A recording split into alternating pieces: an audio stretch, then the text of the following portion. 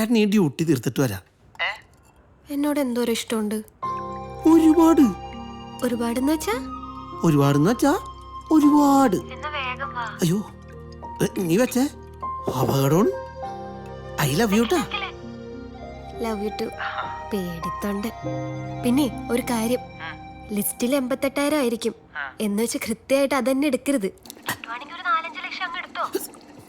4-5 ലക്ഷോ?